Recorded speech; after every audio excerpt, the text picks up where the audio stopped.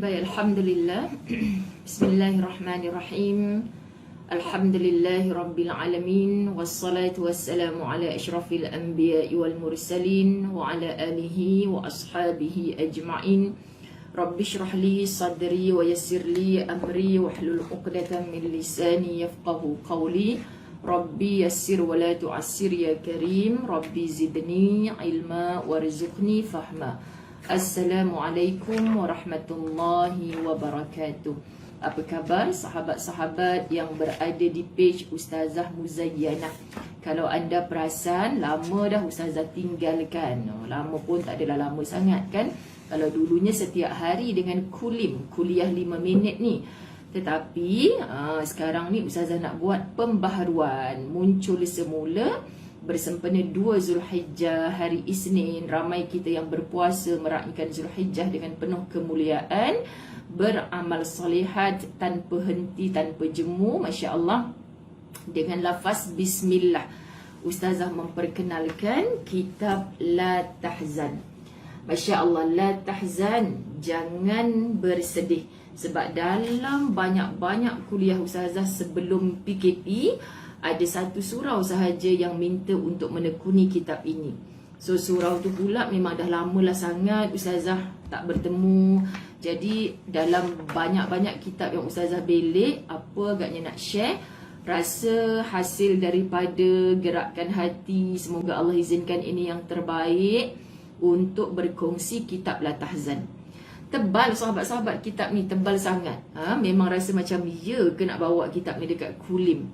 Sebab kita dalam pandemik, kita dalam suasana, walaupun bukan kita yang sakit, kita turut merasa sakitnya. Ramai di kalangan saudara-saudara kita yang sedang menangis. Okey sahabat-sahabat, kita jangan berseronok sangat, berdekah-dekah ketawa kita, berhiburan melampau-lampau saat ada saudara-saudara kita yang sedang berduka. So kita nak memeluk emosi mereka, kita mendakap sahabat kita secara alam maya. Walaupun kita tak dapat ziarah mereka yang sakit COVID sekarang ini khususnya, ataupun dalam mana kita mentakuti COVID ini, penyakit-penyakit lain, asbab-asbab kematian lain yang keluarga sedang berduka dan sebagainya, tak dapat diziarahi oleh orang-orang tersayang, maka semoga page Ustazah Muzayyanah bagi Ustazah memilih kitab ini mampu dijadikan rujukan untuk kita like, kita share. Sebab Ustazah bukan orang alim, Ustazah tolong bacakan sahaja apa isi kitab.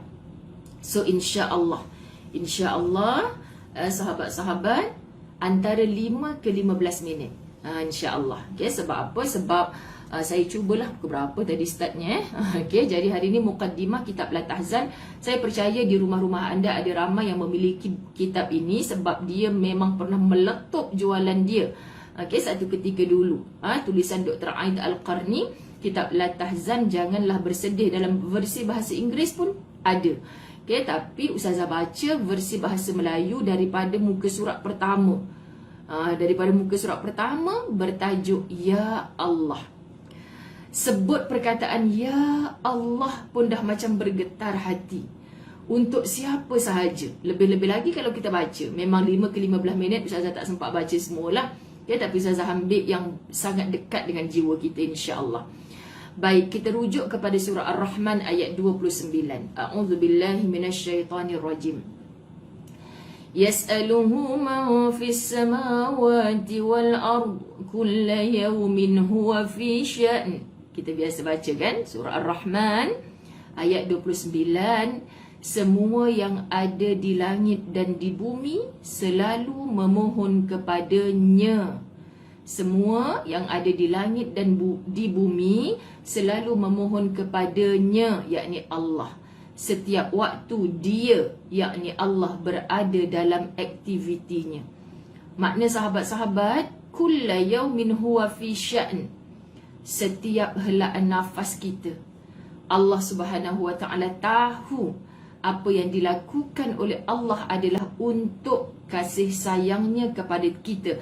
Mudah nak kata Allah tu sentiasa ada, tak pernah meninggalkan kita. Kita je yang meletakkan Allah jauh dari hati kita. Maka jangan pernah menyalahkan Allah kalau terasa jauhnya Allah saat ini dengan kita. So untuk melihat kedudukan Allah di mana? Di mana Allah saat aku susah ni? Di mana Allah saat aku sedih ni? Ada ke Allah tu, wujud ke? Na'udzubillah, jangan sampai begitu. Salahkan diri sendiri dulu sebelum kita menyalah-nyalahkan orang lain. Selama ini di mana aku meletakkan Allah? Betul-betul dekat tak dengan hati aku? Orang yang dekat kata, ya Ustazah, saya meletakkan Allah di tahta nombor 1 di hati saya. Bohong. Minta maaf ya sahabat-sahabat, kadang-kadang cinta kita kepada makhluk mengatasi cinta kita kepada Allah. Okay? Kita kata, di mana Allah saat aku susah? Hey, jom tanya diri kita, di mana Allah saat kita sedang bersenang-senang? Sebab itu jangan cari Allah saat susah sahaja. Tolong sentiasa mencari Allah termasuk saat kita senang. Pasti bila datangnya susah kita, Allah berlari mendapatkan kita. Kita banyak buat silap, sahabat-sahabat. Jadi saat kita sedang diuji oleh Allah dengan susah, ujian ini datang sebenarnya Allah sedang jentik hati kita. Ingat Allah, zikrullah. Aku tak pernah menjauh selama ni engkau yang menjauh. Sebab tu Ustazah cerita dalam satu kuliah, dalam tempoh Covid ini ada seorang anak muda umur 30-an. Umur 30-an. Once dia tahu dia Covid, 16 hari duduk di kuarantin di satu tempat, sahabat-sahabat, dia sebut apa? 30 tahun lebih dia hidup dengan 16 hari dia duduk dekat pusat kuarantin kena Covid, mendepani sakitnya Covid. 16 hari itu jauh lebih banyak dia menyebut nama Allah berbanding lebih 30 tahun dia hidup. Saya baca, Tuhan, patut engkau ambil tanda sayangnya engkau, wahai Allah, untuk meletakkan dia ni sebut tak nama aku banyak-banyak. Allah sedang paksa kita jadi baik. So dengan ujian apapun yang sedang kita lalui ini, jangan lupa menyebut Ya Allah.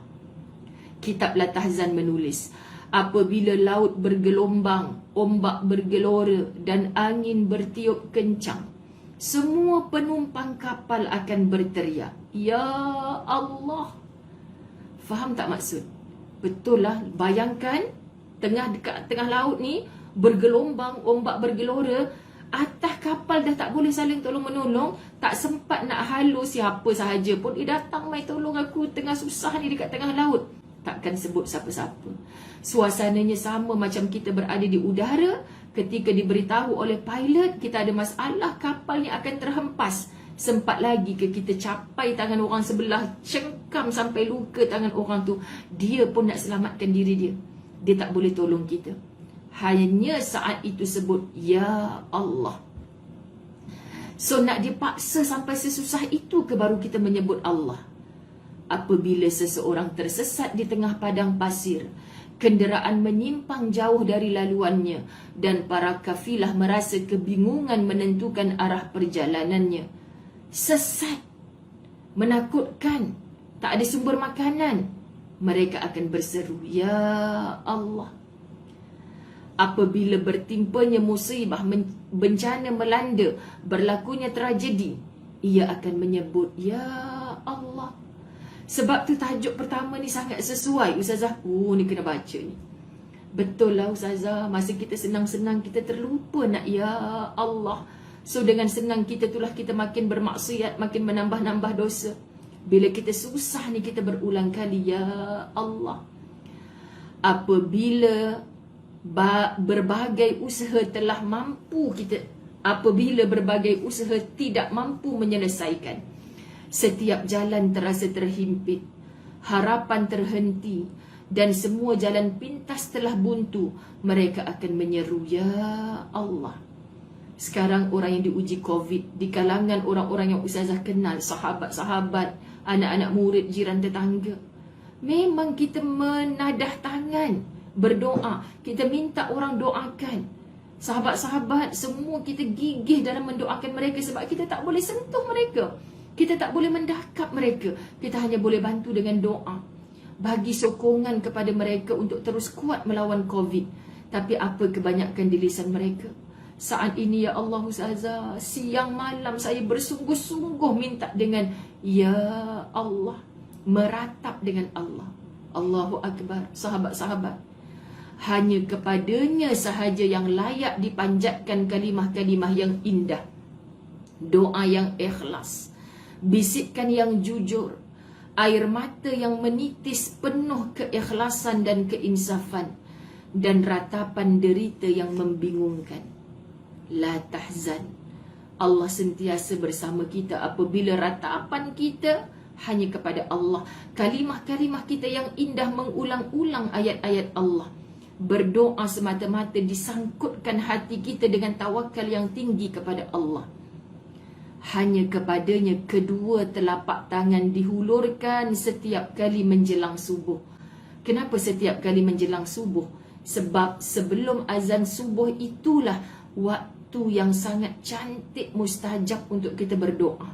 So janganlah kita tak biasakan diri kita untuk bangun sebelum subuh bermunajat kepada Allah, iaitu tangan-tangan orang yang memerlukan pertolongannya Allah akan turun.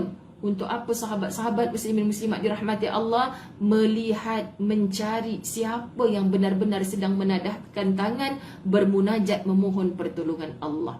Ini waktu ramai orang berpuasa sunat, meraihkan 10 hari Zulhijjah. Sahabat-sahabat, saat itulah kita rindu akan bulan Ramadan, waktu sahur, bukan membebel-bebel, pok-pek, tengah bersahur, ngumpat hal orang sebagainya. Kita berdoa.